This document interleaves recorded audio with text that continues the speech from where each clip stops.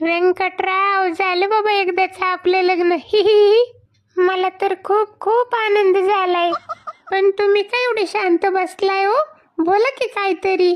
काय बोलू? माझ्याकडे काय बोलण्यासारखं राहिलंय का आता? साहेब काय हो, फुगायला काय झालं? सासऱ्याने अंगठीन चैन दिली नाही काय?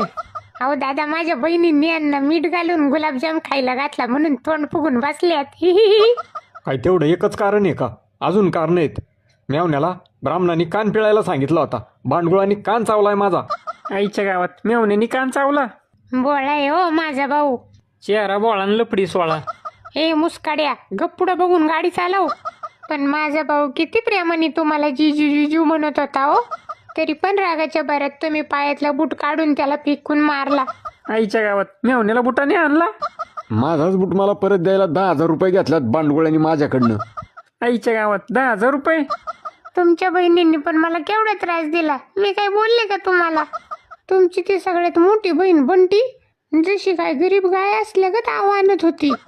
तुमची बहीण ती पूजी, तिने माझ्या गालाला हळद लावता लावता पर नाका तोंडात कोंबली. डोक्यात कमीच दिसती ती जरा. ही. आणि तुमची ती बहीण रिशी फराळ बनवती का स्वतःच खाती? केवढी जाड झाली ती.